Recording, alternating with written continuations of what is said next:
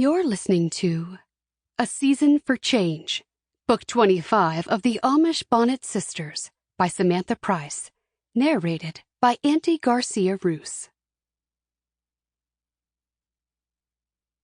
Chapter 1. Cherish was feeding her dog outside when she looked up and saw Ada and Samuel approaching the house in their buggy. It was so early in the morning that she was surprised to see them. Hoping Matthew would be with them, she walked over. Ada stepped down from the buggy, then she pulled out a box from the back. Matthew wasn't with them. "Hello, where's Matthew?" "He's working at Mark's saddlery store today." "That's right, I forgot he was doing that."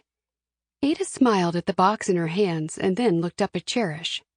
"I brought chocolate cake and those chocolate cookies you love." That made up for Matthew not being there. "Thank you." Ada started walking to the house.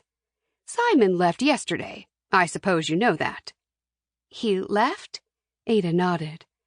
"Left for home?" Cherish asked. "Yes." Ada stopped walking when Levi passed them and said hello. Then he got into the buggy and left with Samuel. Cherish just stood there, staring at Ada. "So he didn't tell you?" Ada asked. Cherish shook her head. "No. I thought you and Simon were closer than that. I must have been mistaken."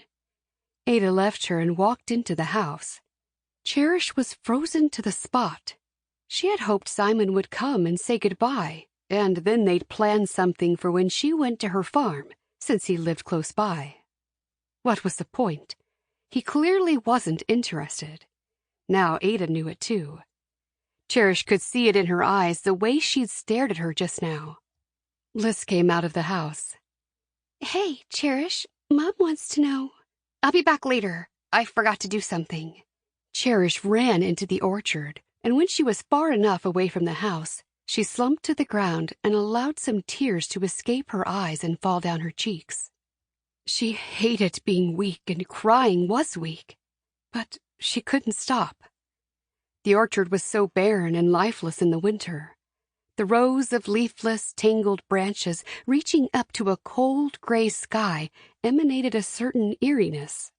The frozen ground also did nothing to lift her mood. It was such a shock that Simon had left without telling her.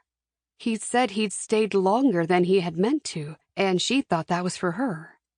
Maybe he'd stayed for some other reason.